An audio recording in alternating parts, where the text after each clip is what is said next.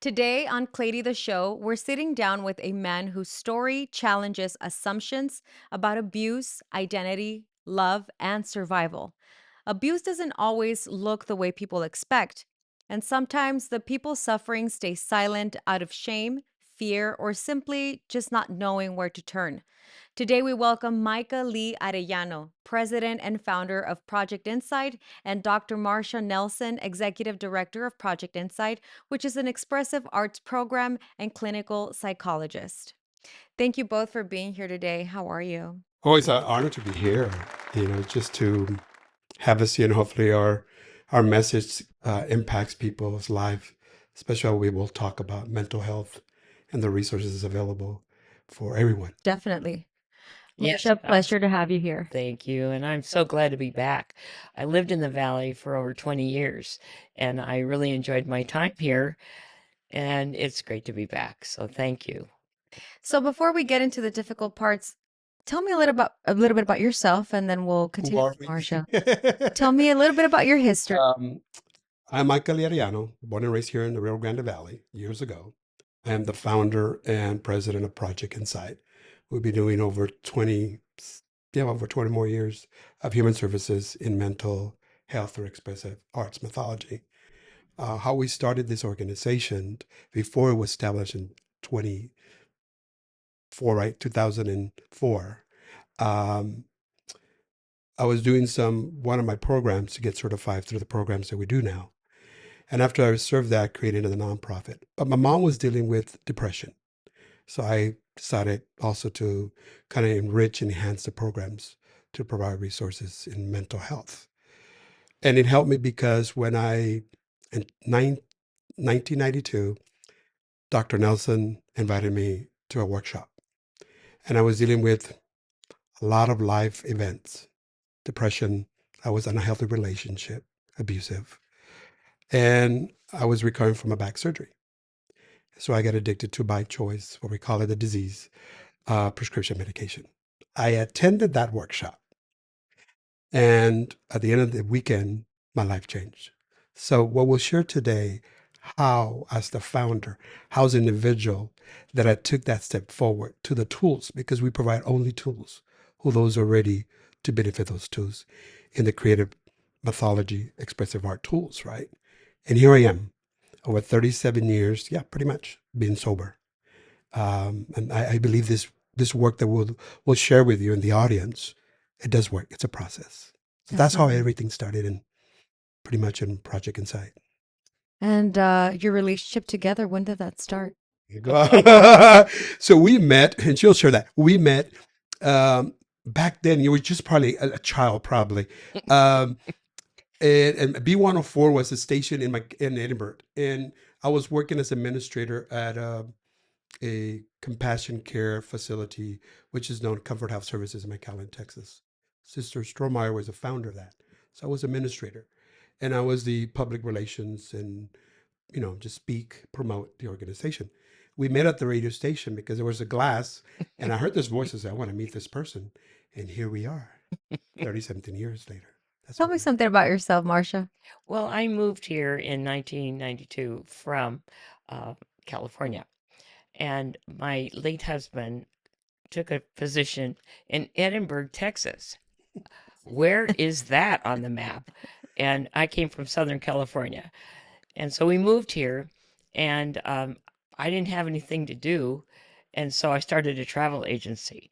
And so that's how we met, because I would go to the radio station every morning and I would give the travel tip of the day. And that's where he heard me on the radio. And after we met, I said, Hey, I'm bringing an author from California down here to the Valley. Can you help me? And he goes, Sure, what do you need? And I said, Well, I need people because I'm new and I don't know anybody. And he goes, Sure, I'll help you. So that's how it started. So in those days we had fax machines Yeah. and he faxed, invitations to people. And we had a nice crowd, and he was one of them that attended. And from there, we just, kind of stayed in touch. And then I invited him to join our training program. And we have an international training program. We're in 19 countries worldwide. Wow. And it all started with the author and myself. And so he joined our training program, and that this Project Insight became his case study. Because usually people in the program work with people who have, difficulties and they want to learn the method to get better, or they want to help themselves.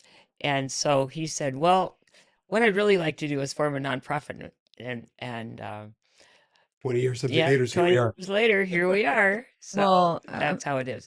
And then my husband, Dr. Gamble, passed in 97. Unfortunately, we were traveling and we were in England in the airport and he had a heart attack. So I came home a widow. And 5 years later, I met the golf coach, Coach Dan Nelson, in Edinburgh High School. And we were married, and he just passed 2.5 years ago. So in the meantime, we had moved to San Antonio because our grandchildren are all and our children are all in the San Antonio area. So that's how we ended up there. And then Mycah at the time was married and lived in Cabo San Lucas. So during the years, I would see him in Cabo, and we would go down there. And um, so anyway, we've stayed in touch for many, many years. And after my husband passed, he came and lived with me. So we've had a great opportunity to expand Project Insight, and that is the nature of connecting with people that have the same heart connection. And you give it to your higher power, and the rest is history. I think that's the glory, is the glory our divine, our God that we served. It's not about us. It's about the message. We're just vessels. We're instruments to deliver the resources in mental awareness, the tools that we have. We continue impacting people's life, and to know people understand they might think they're alone, mhm. but we're not. And today, Mycah, you're delivering a very special message for us here in the Valley, in the Brownsville area. I think we need to have these conversations. You mentioned earlier that you have been in an abusive relationship. Can you tell us more about that? When the relationship starts, I was married for 15 years. Um, I lived in silence. I had a talk show in Central Texas. Nobody knew about that. So I endured because of reasons protecting my family. So after 15 years, I decided to say no more, no más. And using the tools that I've learned, I know there was hope. And knowing that Dr. Nelson has been my friend, called her one day, I'm done. So I got back to the United States with two luggages, never turned back. It's been a process because I use the tools, expressive art programs tools to process that. The reason we are in that situation, it's what we call it as clinical. My background is clinical and substance abuse and behavioral health. The reason is part of the culture identity trauma that comes from a lot of the cultures, especially the machismo. And so we endure because we think we're not good enough. We think that we speak out, nobody's going to listen to that individual. When somebody speaks for you, needs help, I ask the families that are listening today to this episode that really be ready and give support to that individual. Because this is what happened for us that we know as a thriver and survivor of domestic violence. We can go back to the situation because that's all we know. Hmm. But if the resources are not there navigating us or giving the resources to feel welcome, because a family could say, come and stay with me. 3 weeks later says, you got to find another place. So the best place that we know is abusive environment. So we go back. It will take us about 3 to 5 times before we leave that relationship abusive. So I'm an advocate, especially in the LGBT community. We keep in silence in that community, but it's happening every day. We're in the LGBT community, we have now the highest rate on domestic violence because, again, it is a culture identity trauma that we endure through culture. That could be behavior, that could be the belief system. So I'm that voice. And as a survivor of a child abuse, that that is an epidemic across the board. I've survived through these tools also later on as a child and as an adult, right? What type of abuse did you experience as a child? Sexually abused by a relative. And as a researcher, that I do a lot of research, the Rio Grande Valley has the highest rate of child abuse, sexual child abuse, and abuse physically. And I'm asking people that are listening today There is resources. There is help.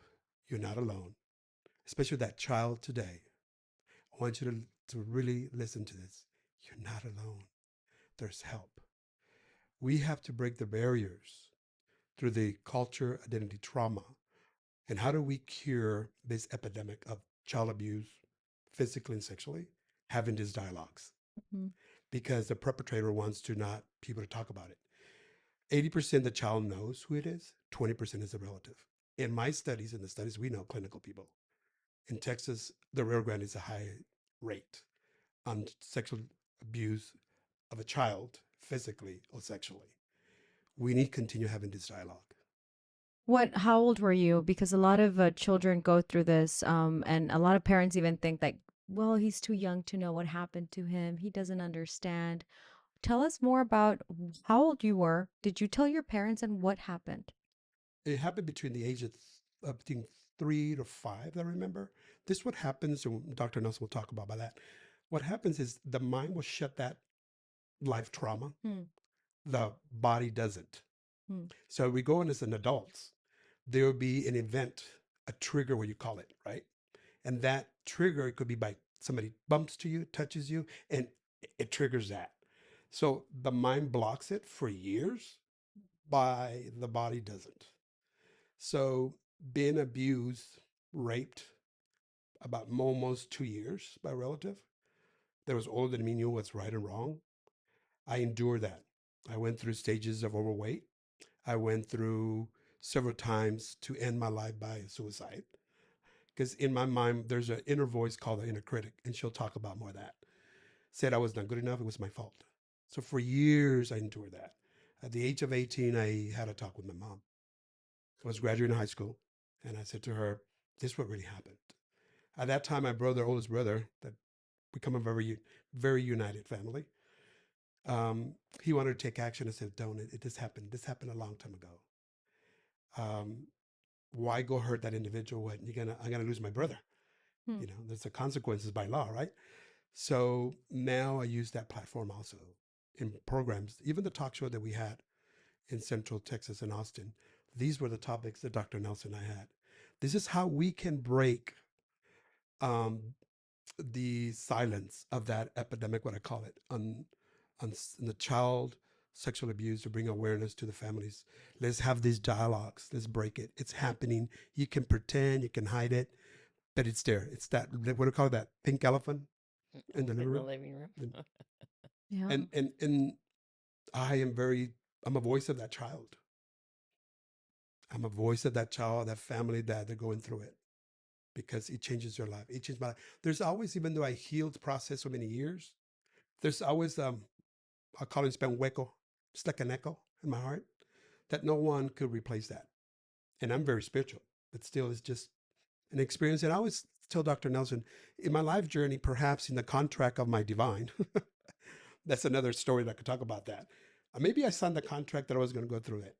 Right. And I see what you and I'm mean. okay with that, because as an adult, because I'm here having a dialogue and educating people. How did your body react? What were some of the signs that your body was screaming to you? How to stop the situation is interesting. After the time went by, something told me the light bulb. And I remember my relative walking in the middle of the night. And for some reason, I woke up and I was wet. And he walks and says, you're dirty. And like light bulb went, ba-dong. I know my defense mechanism now. I did the second time, and that's where it stopped. So my body responded by enduring the emotion, being blamed as a child. Myself was blaming that, the the action, what happened. So in my middle school, high school, I was overweight. I That was my defense mechanism, the overweight. I've heard that it acts like a barrier between you and other people, that it's like your armor. It's your armor, and yet that's all we know, and that's how we protect ourselves. But inside that voice, that inner child voice is screaming. And Marsha, tell me more, elaborate more on the fact that we blame ourselves. Well, of course, we blame ourselves because people have told us what will happen if we say anything. And so it must be my fault because sex feels good. So we, as a human being, this human body, it feels good. So now we think, oh, well, maybe I shouldn't say anything about it. So we go back and forth thinking, well, it's wrong, but it feels good. And then if I say anything, so your mind starts working, and pretty soon you're really deep into it. So it's like now you're blaming yourself because it's like you've enticed it because your body reacts in a way, it's like when you eat ice cream, good. The same with sex. I'm so glad you said that so candidly because it's taboo to a lot of people.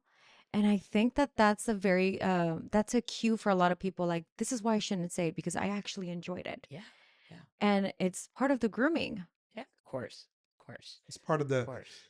as a survivor and a thriver that we're talking this conversation, the body responds that way. We were created as humans, right? Respond that sexual contact. But in our mind, the inner critic, that little voice, the little monkey tells you you're a bad person. You allow that. It's the respond. It's what we call a defense mechanism also. But it's more like it feels good. As a child, when you're born, infants play with their body. And they're discovering, what is this? Mm, That's what the right. body does that. Right? What is this? Um, and that's where we ourselves as the survivors and thrivers blame ourselves. But that was the structure of the body created to be sensitivity. You just touch them, it responds. Procreate. Yeah, To procreate. procreate. Yeah. If it felt bad, there wouldn't be any humans walking this earth, would there? Right. Right. If sex felt bad, and now it does for some people because if they've ever been abused, then they can really turn it off, and they can have, you know, all kinds of dysfunction so that they don't have to have that sexual encounter anymore. So women who have been abused, they'll get married and maybe they'll have a child or two, and then I'm through with sex because they did what they wanted to do. They wanted children, and they endured and tolerated. But now that that's over with, and then they wonder why their husbands leave them. Well, if they would get some help, they would get some tools and get through what the trauma they've experienced, they could save the relationship and save the marriage, perhaps in some cases, and those children wouldn't be left with a divided home. Because that individual, let's say it's a woman, will go into another relationship and another relationship until she gets help. Because we just crawl out of one box and into another box if we don't get tools. Tools are so important for healing. And we can't go on in life if you've had any kind. Some of us don't even know. I have clients that when they're using the journaling, all of a sudden, one client, I said, well, today what we're going to talk about are dreams. Have you ever had a dream lately? And she said, well, no, not lately, but I had one as a child. I had a reoccurring dream. I said, well, let's draw that dream. And she drew a pickup truck, and she drew a man, and she stopped and she said, I know what this is. Oh my. And she remembered at 5 years old, her mother sent a workman, to pick her up at school. And in those days, you didn't need permission from anybody. Anybody could pick up a child at school. And she remembers being abused. And she was a very, very heavy woman. And she cried and cried. And she said, I've really known this, but it's really obvious to me now. And it just came out of a dream that I had her create on paper. And so our bodies never forget. Our bodies remember everything. And I've just been working lately with a woman who has stage 3 cancer, and she's going to be having a total hysterectomy. And she knows that she was abused as a child. And that's what happens if you don't get tools. The body turns on itself. So if you won't fix it, I'll fix it for you. Our bodies are very smart. And so we see people, and I know because I grew up in a medical family, you know, people will come to the doctor and the doctor can't find anything wrong with them, but the body is screaming out. Well, there's probably yet that a cancer or some diagnosis has happened, but the body is telling them, you got a problem, whether it's migraines or whatever it is, or, irregular periods. There's many symptoms. many symptoms that you have maybe chosen to forget because you don't want to deal with it, but the body won't forget. So our doctor's offices are filled with people. If you could open up and have everyone talk about their past, you'd find out where the string is of all the dysfunction that's happening. There's a lot of research there that there's genetics, disease. We know that, uh, but most of it in the research shows that it's trauma that triggers that. So our bodies were created to process emotions, never to store the emotions. So as soon as we store that emotion or a family or life event, it stores it there, and it triggers those cells, right? So it's like it's just in endorphins and all that goes out of whack. The hormones got out of whack, right? So I use my platform through expressive art methodology that we use for Project Insight. I was diagnosed with prostate challenges about a year ago. So they found the tumor, they couldn't find the tumor. So I started to journal, do mask, and I talked to the disease. What do you want me to do? Oh, I want you to stop this. And then I had to talk to that. And there's beautiful masks. I should have brought them here, but the masks where I'm now in control. So I had the procedure. They could not find the cancer. I Wow. took that path. Yeah, it's been monitored every 6 months. Yes, of course, because that's my responsibility on my health condition. But through my studies and the studies we know scientifically, we know that depression, life events, triggers those cells also. So that's what is so important. Like Project Insight, we provide those tools through to journal, to do clay. We do bilateral stimulation. That's what's so unique about Project Insight, Expressive Art Mythology that she'll share in a minute, is to, when there's trauma, we cross those neuron paths to connect in the new bridge to process life, depression, PTSD. I mean, we serve individuals, active older adults, healthcare systems, educational systems, And individuals, veterans, many veterans, veterans. right? Because we're all impacted through life events. That could be anything: loss of a job, loss of a relationship, in an unhealthy relationship, an unhealthy business relationship. So those cells trigger, right? They wake up. And those cells that are diagnosed or somehow um, they can't fight what we call the common illness. So they build and the system goes out of whack. And what happens with that, then you start developing this diagnosis. Again, it's just a tool that we provide as Project Insight. We're not here to cure, we're just helping people with it's like you have a toolbox, just Right. have that. And Dr. Nelson, you want to elaborate about expressive art mythology? Well, how I found it was I had been in an abusive relationship. My first husband had been in the military, and he would write letters home to me saying, I don't think I'll make it home. I don't think I'll make it home. And when he got home, we got married. And he, interestingly enough, we lived in California. He was stationed in San Antonio. And before we got married, he was already approved to join the Los Angeles Sheriff Department because he had been a military policeman in the Army. And so he came home right before we got married and he went for his physical. And in about 10 minutes, he comes out, sweater over his shoulder. He goes, Come on. I go, Where? Are we going to another department? He said, No, they just told me I flunked. I go, Flunked? He said, Yes, I'm colorblind.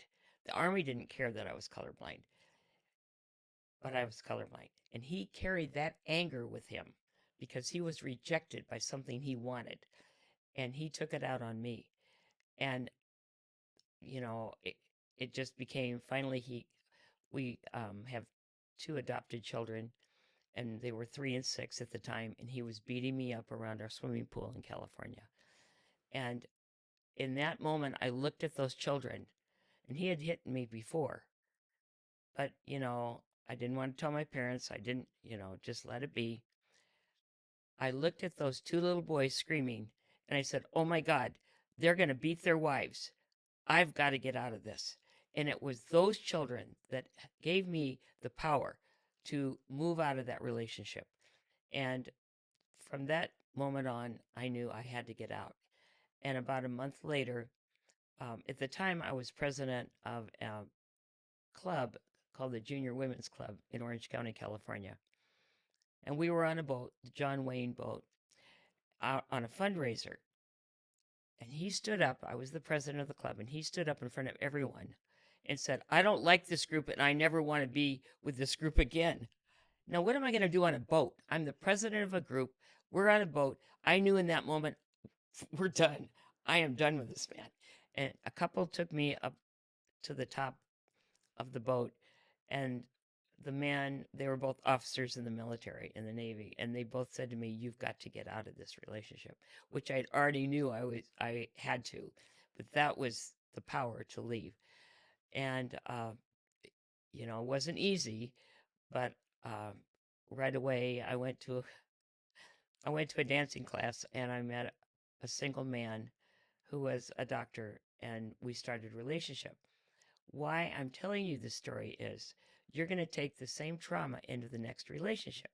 And so, because he had beaten me, I was really ugly with this man, this wonderful doctor, trying to get him to be mean to me because, your mind switches and it tells you that's the only way to love is to be abused. And he went to Betty Ford because he had an alcohol addiction. And Betty Ford's in California. And he was different when he came out. And I didn't know him that way. I mean, he was very different. He was always very loving and very kind to me. And I needed help. And so I went to counseling. But the counseling was talk therapy, which works for a lot of people. But it wasn't really, I needed more. And when the student is ready, the teacher will appear. And a friend invited me for lunch. We lived in Lake Arrowhead, California, and a friend invited my husband and me to lunch. And there was an author there. And after lunch, my husband said, oh, it's a beautiful day. It's May, and up in the mountains, it's very cold. And it was a beautiful day. And he said, anyone want to go for a boat ride? And this author said, oh, yes, I would love to go on a boat ride. I used to come here as a child. And we never got to go in the lake because it's only for owners. And we went on the lake, and after we went to my house to speak, and I said, well, tell me about this book that you wrote. She goes, well, it's called Recovery of Your Inner Child. And I said, well, is that anything like Charles Whitfield's book, The Child Within? And she said, oh, Charlie, he's a friend of mine. But the child's with it, or the child called it? Within. Oh, within. And when I was making the bed that morning, my husband had a stack of books that he was reading from Betty Ford, which is a recovery center in the Palm Springs area of California. And so that connected. It's like when the student is ready, all the dots will connect. It's the right people will find you. And that's how people will find you. Mycah, earlier you talked a little bit about your relationship and how it was abusive as well. Was that, do you think that might have been sometimes that I was abused as well? Thank you for sharing. That we seek, thank you. I've never really said that before. But do you think that we continue seeking, we've said this before, you just said it, we seek relationships where we feel familiar in, maybe? That's right, exactly. Do you think that's what happened also? I think the doctor could elaborate because I'll answer that question. But what I've learned is through the expressive arts, we become healthier. The tool, right? We, for some reason, I believe these tools that we provide, expressive art, mythology programs that we use with Project Insight, is moving us forward. Every time we go back, it throws its nature and divine is going to throw you back forward, not back.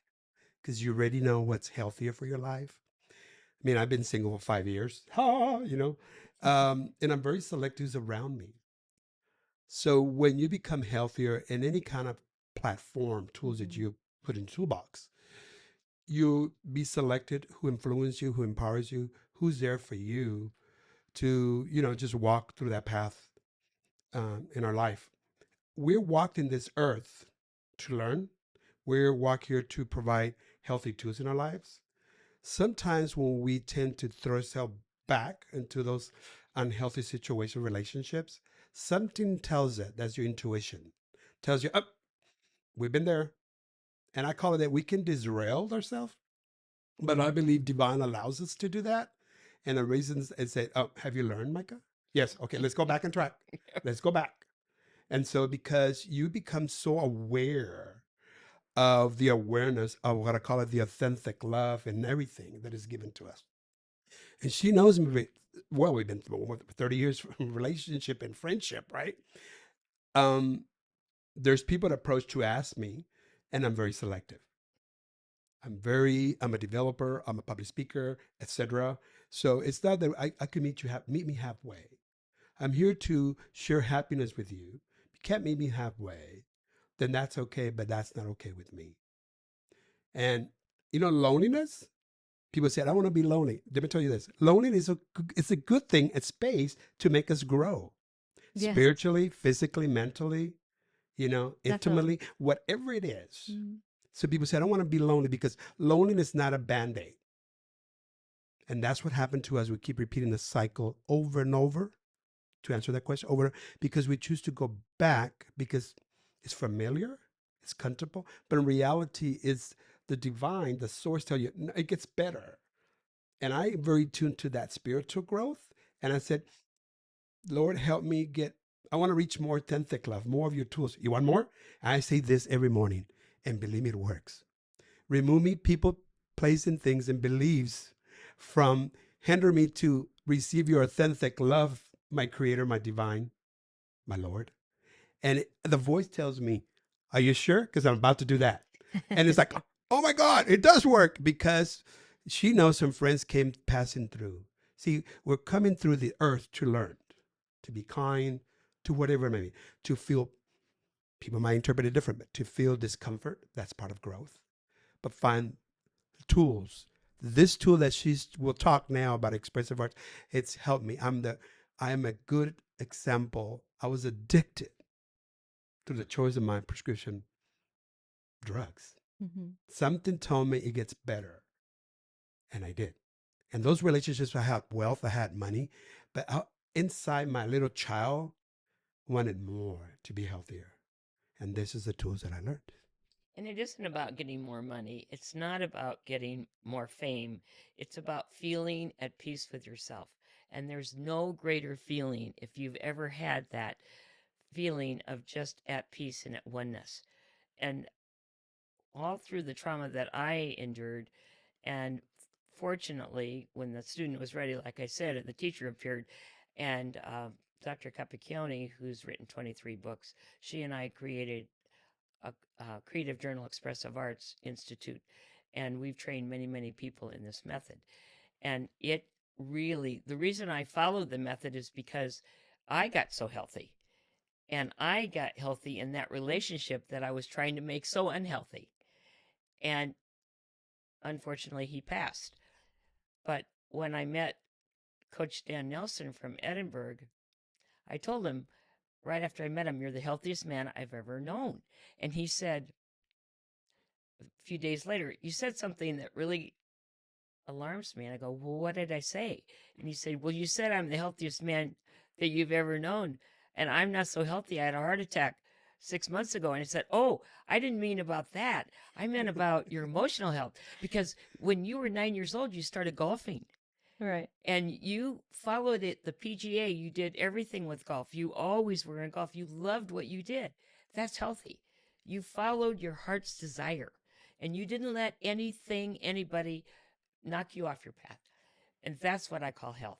And I know that, if everyone was born with a gift, and I really believe that our job on this earth is to figure out what that gift is and to follow it. And I am really following my passion and my gift. I was a teacher at one time, and I'm now having a school program bringing healing into the schools because I want children to get tools early on so that they know how to protect themselves, so they know how to nurture themselves, so they know how to discern what's good and bad for them. Maybe their sibling, something works for them, but maybe it doesn't work for them personally. So that is crucial that we know what we need. And in this program, journaling and expressive arts, working with clay, working with any kind of art form, you're able to find out what are your own gifts and follow them, And follow them. sometimes children, which is I feel now is one of my biggest pursuits is to educate them, try to give someone a voice who doesn't have it. Hear me out loud. I'm going to say things exactly how I want to say them online. And I'm going to focus on issues like this because I'm scared that the same thing that happened to us growing up happens to them. I now have nephews, and forgive me if I'm using this more as a therapeutic. I'm learning more. I'm getting. We love I it. feel like I I I recognize everything you're saying. If I haven't lived through it yet, I know my mother has. Yeah. My mother's recovering. She went through a period of her life where I think that was the eraser. Like she had erased everything from her memory. She couldn't even She remember half thought, of this. She she thought, thought, right? She all of a sudden received like a wave of memories, just like everything overcame her. It took me like 10 years to hear her out, as a daughter, as an oldest daughter, like you hear your mom out and you're like, what is going on? Then she told me the story about her mother, she went more in depth about the story.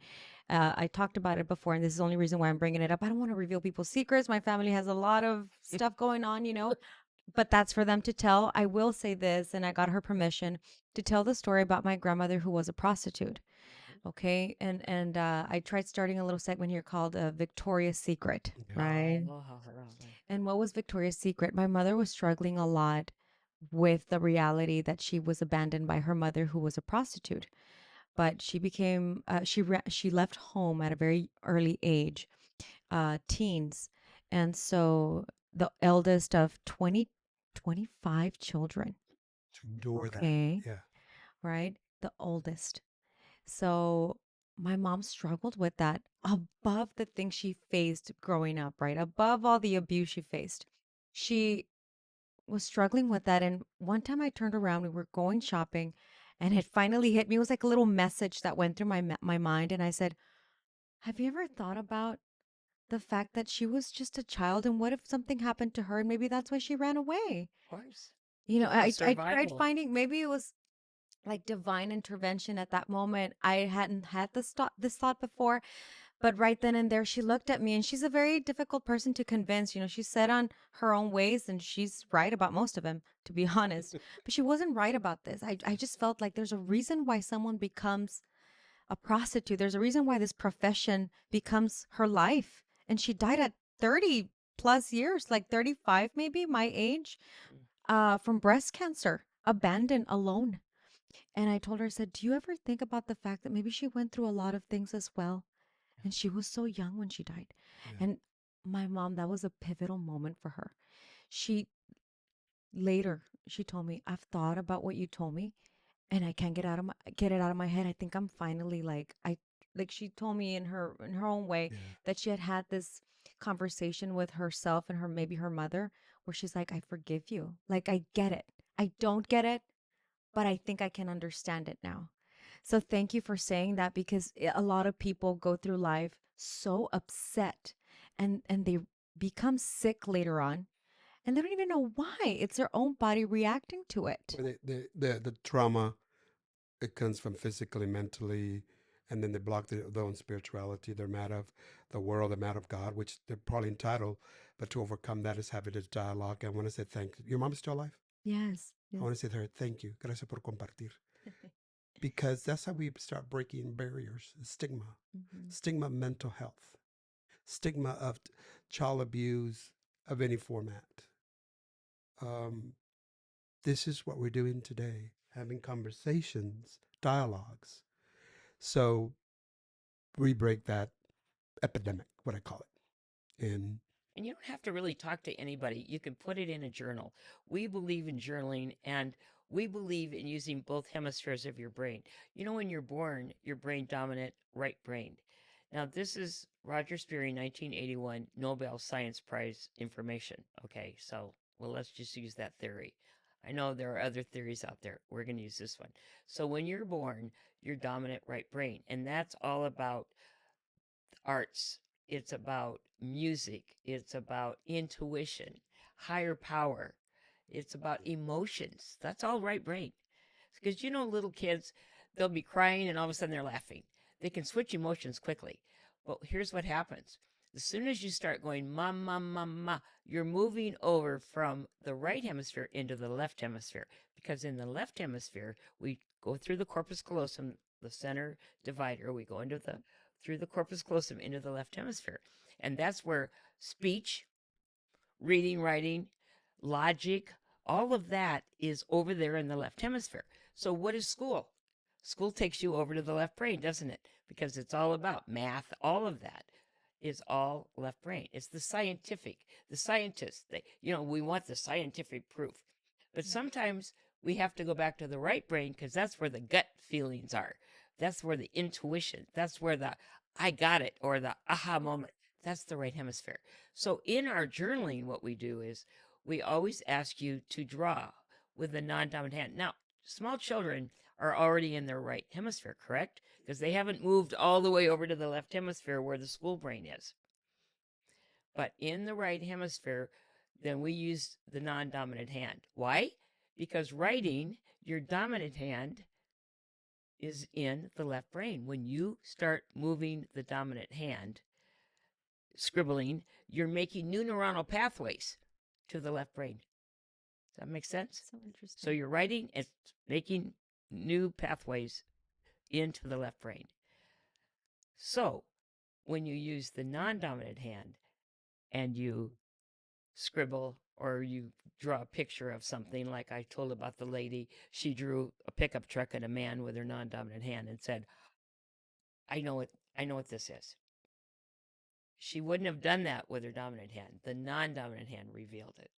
And why did it reveal it? Because she'd worked with me for quite a while. And we call this work, it's like the onion peeling, one layer at a time. So when you first start, don't expect you to go into some catastrophic, event. Your mind is not constructed that way. What happens is a little bit will reveal itself.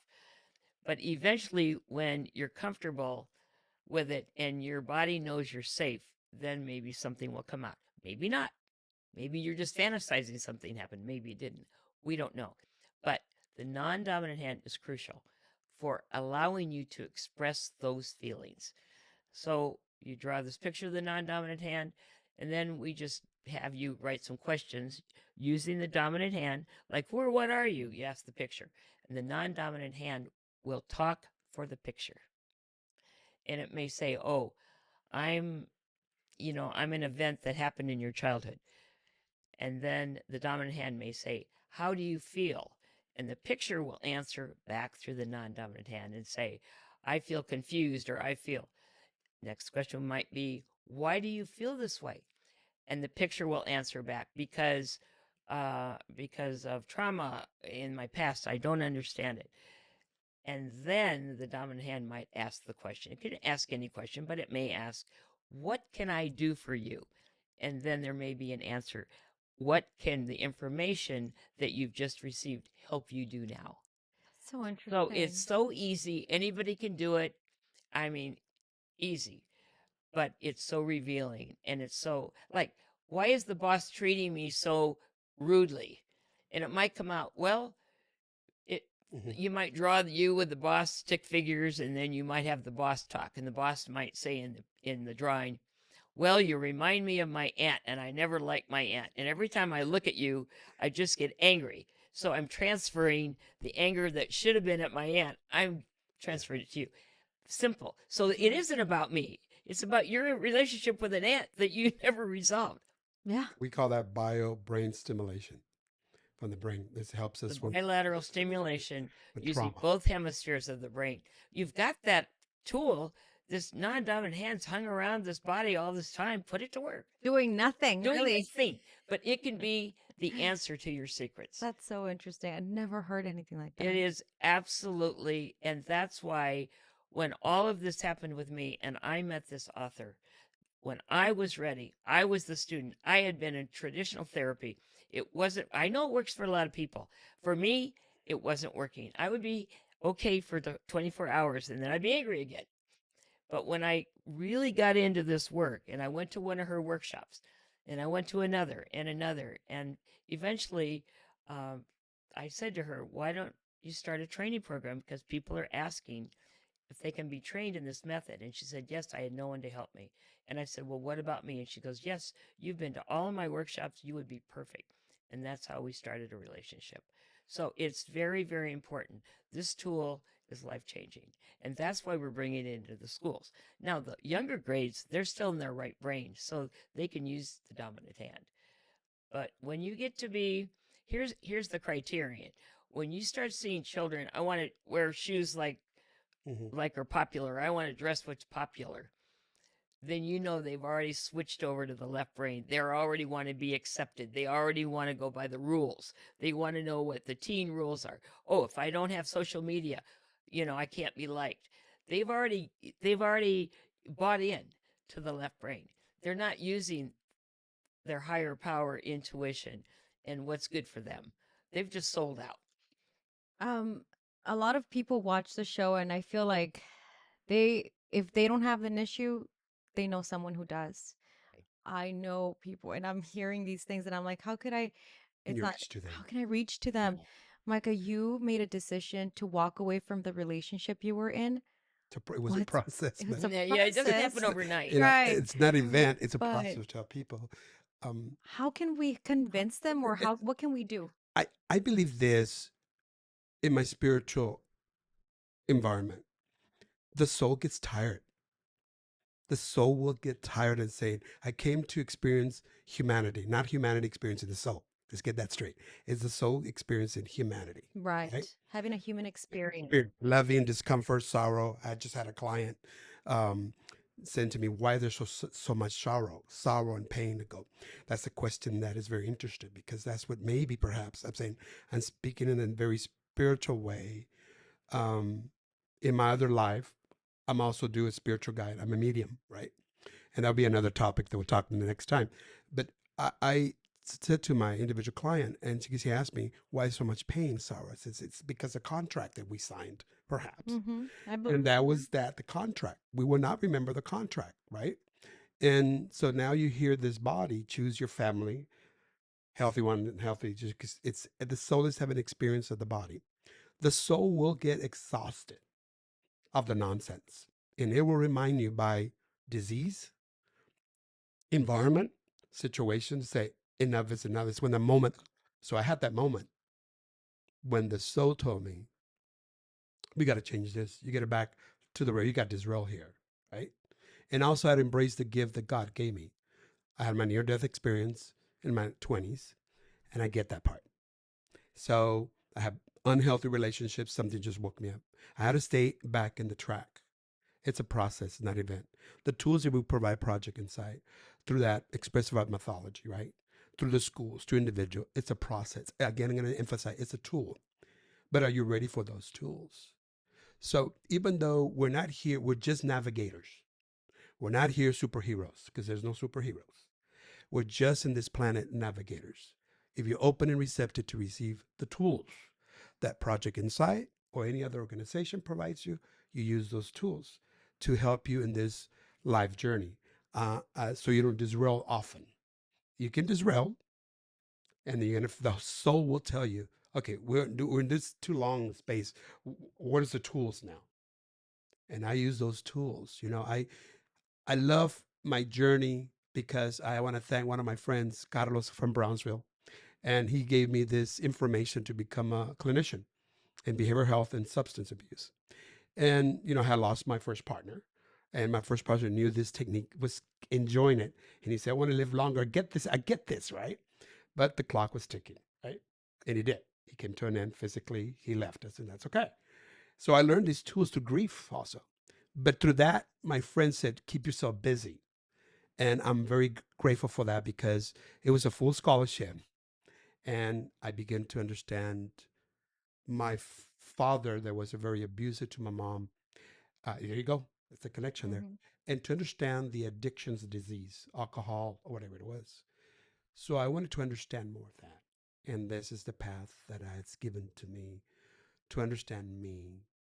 But my soul tells me a lot. The spirit tells me to me, wake up. And she's been my witness when I've gone to some, not very often on date, okay? Because, and you got to understand this, when this caliber that divine gives us, that that will remove us from They people that are remove you from that frequency. And oh, 100% I related also to what you said, Marsha, earlier about finding a partner, maybe healthiest version of the partner you've ever. I married the healthiest version man I've ever met. yeah, there you go. And I found peace finally. Like And since But you finally were ready for it. I But was you were ready. ready, and you don't want to. Those Exactly. people will come to you. It's You so make incredible. yourself available, and I prayed on this. You move yourself, and look at the word disease. Let's break the word disease up. DISEASE. Dis-ease. Ease. Yeah. When your soul is not in alignment with what your body Sure. actions are, you will be getting a disease. Dis-ease. Exactly. Dis-ease of the soul. So is it an addiction? Addiction is just a way to hold down the feelings. Is it gambling? Is it drugs? Is it alcohol? And why does our country have such a problem with addiction? Mm-hmm. Because it's just a tool. It's trying to hold down so we don't have to think. They're suppressing everything they can with all the Everything. drugs And they can and put. then now we started just smoking weed, but now that's not enough. We need a little cocaine will help. And then more. And now we're deep into it. And guess what? A lot of people living under bridges right now. Oh yeah. And a lot of them have destroyed their brains. Yeah. They have, and you know what? They're probably, some of them, they're not even capable of knowing it, but they're probably even happy about it because now they can't even think about that anymore. They can't They've reached the remember. level that they don't have to think about the trauma. Look how their lives could have been. And there's some brilliant people under bridges, brilliant people that could have served our humanity in a wonderful way, but they chose that route. it's a And trauma. it's the trauma. And that's why children, everyone is offered tools. There is free help for so many organizations. You just need to open yourself and say, I want help. I think There's there's AA, It's there's just all kinds of NAA. There are all these different organizations that offer help. Uh, and but is the question is, are you willing to make that change today? exactly. Not even it's a Are we process, ready? right? Right. it's a journey. It's a I mean, we've journey. all been on this journey for many, many, many years. I can tell you this: I had recovering from a prostate procedure, and I know prescription medication. So after my recovery, I was in discomfort. Not everybody deals with that discomfort. Then not to put a stereotype like, oh, prostate, you're going to be discomfort. It depends who you choose to have a good surgeon, by the way. Thank you very much. But I had a dialogue with him. I know after recover, after surgery, we're going to have the morphine, etc. And I came out of fine. But after kind of the anesthesia kind of settles and then you feel discomfort.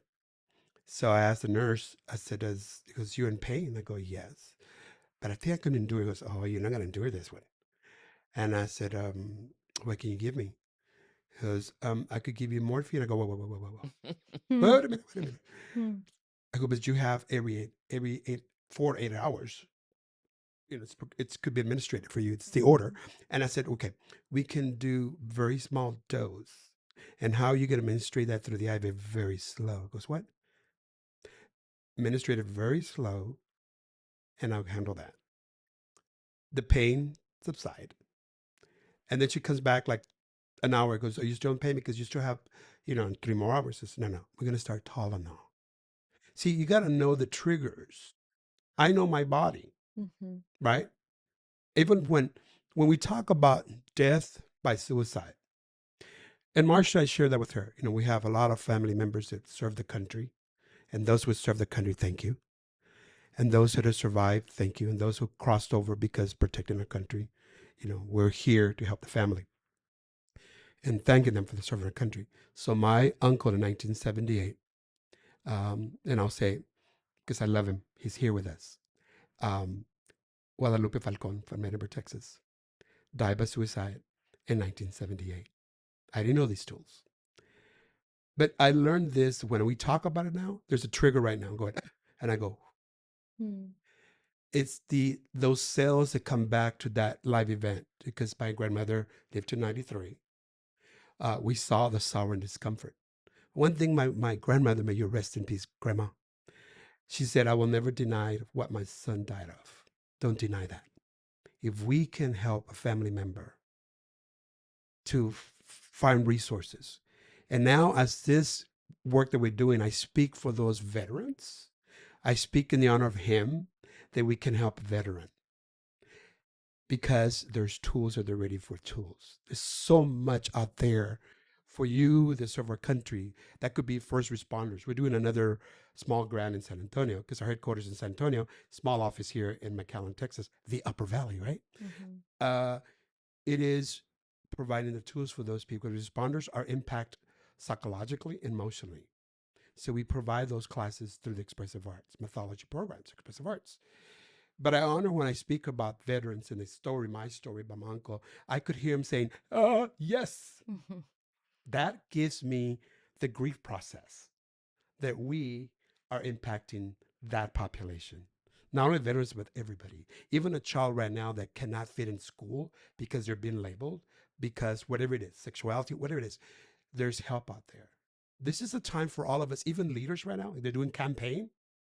Bring them to your environment and say, let's have this dialogue to break this epidemic with child abuse or any kind of child abuse or accepting everybody walk of life. That is not our business. Our business is to help with tools.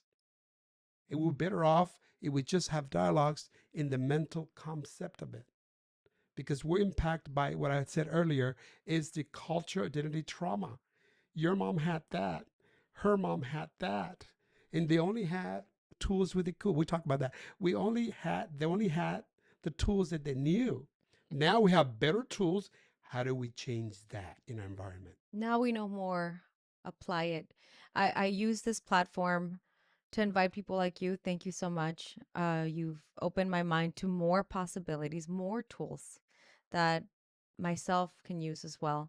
Um, but the body remembers not just the trauma, but also what happened to my ancestors. Because I told my mom this, and she goes, "Why are you going to tell everybody everything? You're going to put, that was her fear for a minute there." And I said, "Watch the first 10 episodes."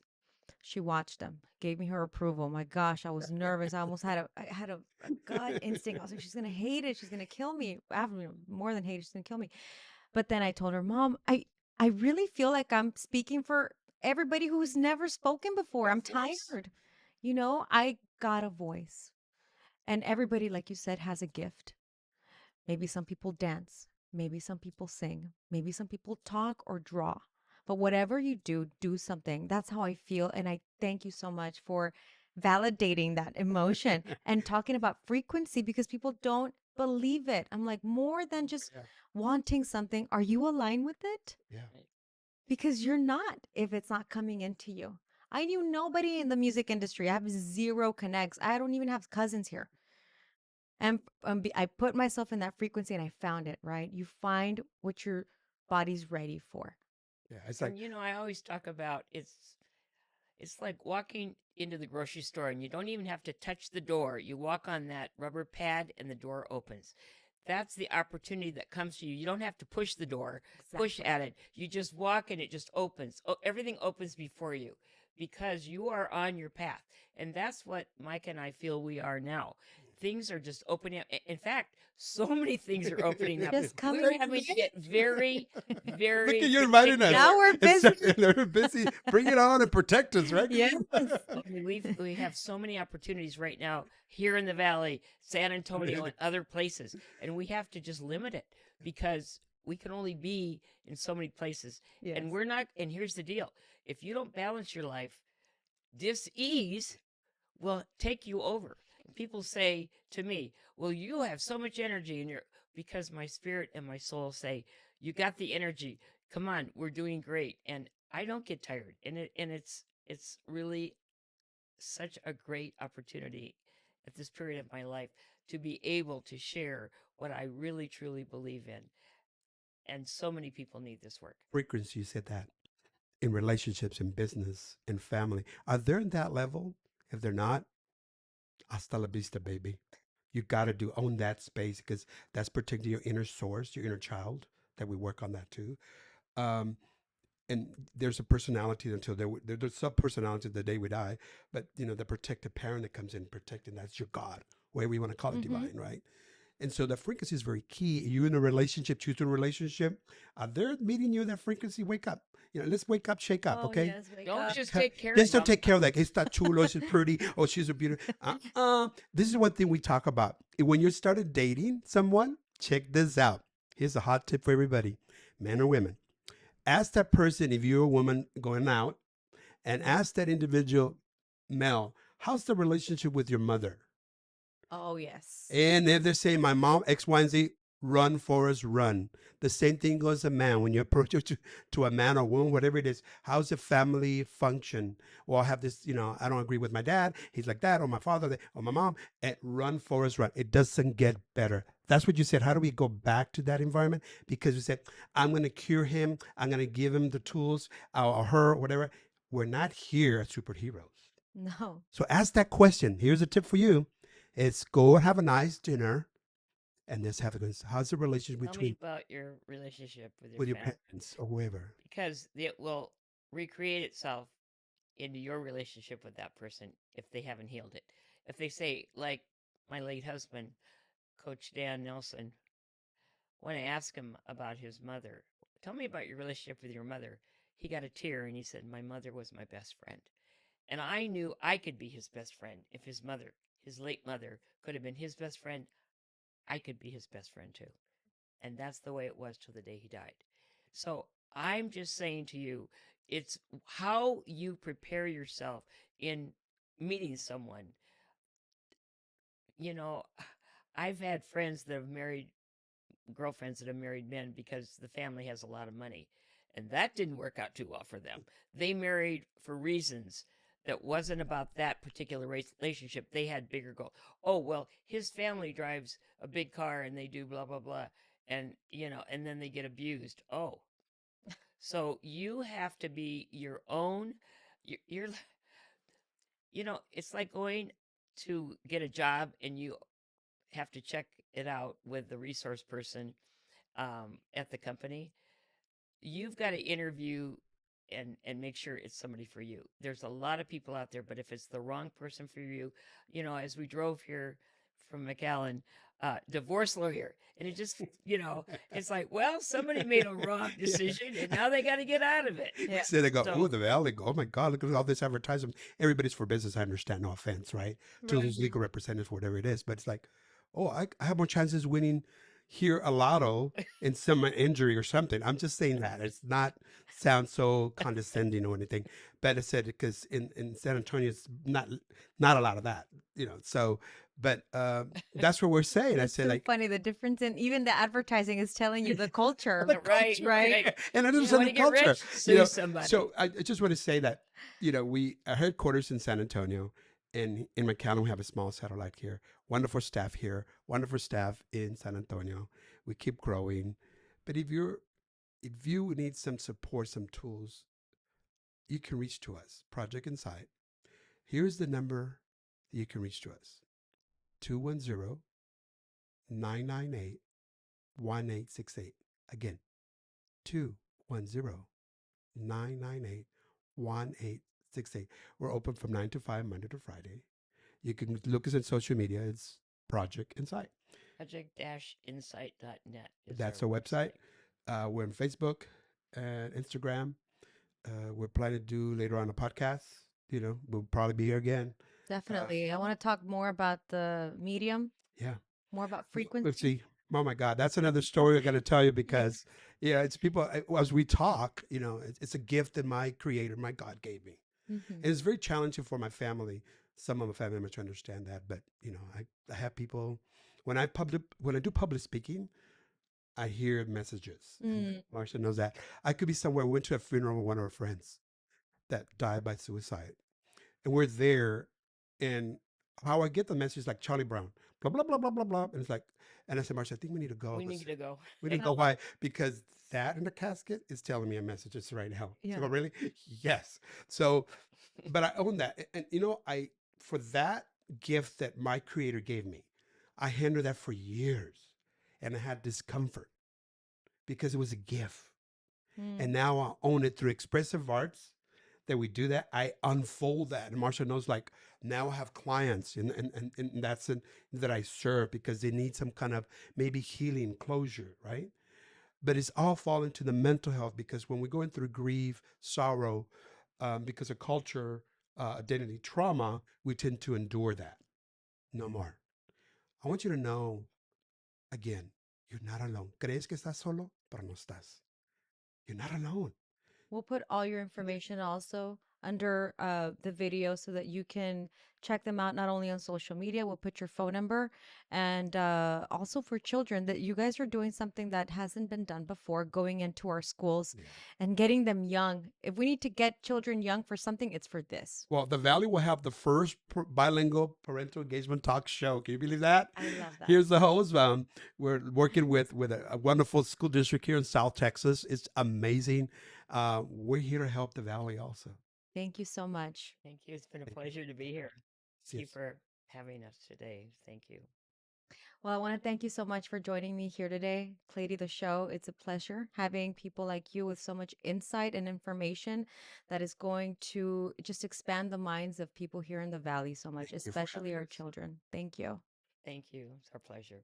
Thank you so much for watching Cleiri The Show. New episodes every Tuesday. All the information from Project Insight will be listed on the description below. Thank you.